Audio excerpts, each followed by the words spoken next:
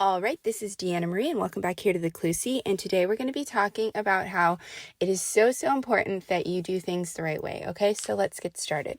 All right, today's Bible reference is going to be 2 Samuel chapter 1, verse 16. So open up the Bibles, get in the Word. You guys know how I am. Let God speak to you, what He wants to speak to you about, and pray and open up those lines of communication. Okay, at this point in the Bible, King Saul he's died, and David's getting ready to take over rulership of the whole kingdom of Israel, right? And at this point, he doesn't know that Saul's died, and there's a man that comes to him, and basically he says, I saw King Saul die. I killed him. He asked me to kill him, and so, I took his life, and here's the crown. And he thinks that he is going to be rewarded for doing something that was actually very heinous. That's completely disrespectful to do something like that, especially since that's God's chosen ruler, right? That's what they thought, and that's how things worked back then. And so David, this man says all of those things, hands him the crown, thinking that he's going to get rewarded. And David looks at him and basically says, why did you think that you could do something so evil and get away with it? And then he has him executed, and he basically says, your blood's on your own hands because you should have never done something like that to God's chosen ruler. Now, what does that mean for you? Okay, Saul did some really horrible, horrible things, right? He was trying to kill David. There's no reason for it. He had an opportunity to be the king that he was supposed to be, right?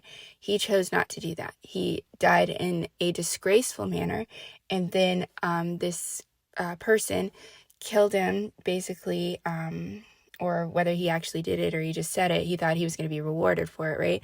And he wasn't. You need to think very, very carefully about the type of life and the decisions that you're making and the things that you're doing, because it really honestly does matter. And if you're doing really mean, evil, nasty, wicked things to try to get ahead, it never works out for people that do those things. It doesn't work out for the people that choose to commit adultery and run off together. It doesn't work out when you have, even look at Mordecai and Haman. Haman was after Mordecai the whole time. Mordecai didn't do anything. He didn't lift up a finger to try to pay him back or do anything like that. And in the end, what Haman was trying to do to Mordecai actually happens to him.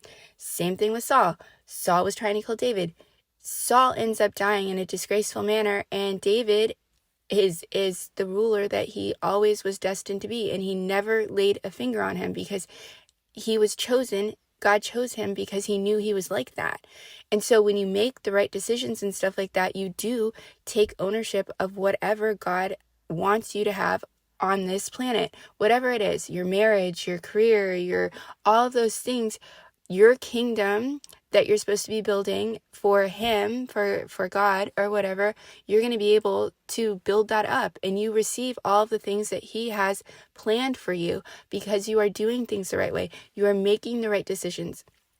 When you do things the wrong way, those people may think that they're going to get ahead. And I'm sure that Saul thought, okay, this is going to be really easy. I'm just going to take David out. I'll take him out right now. And then this kid thought the same thing. Oh, I was kind of high up in Saul's kingdom. Now I need to show David how loyal I am to him. So let me go ahead and give him the crown and do this mean, evil, wicked, nasty thing, and I'll get away with it. He didn't get away with anything. And you never do. The seeds that you sow, whether they be good or bad, they come back to you. Whatever you plant, you will harvest. And if you're planting mean, evil, nasty things, making decisions that are completely selfish, trying to get ahead, stepping all over people and doing stuff like that, you're going to get yours in the end. You're going to get yours in the end, because God does not take kindly to people that do stuff like that. It may look like you get a little bit of advantage in the beginning, but what ends up happening is God takes everything that was supposed to be yours and he gives it to somebody else, because you're not worthy of the blessings that he has for you.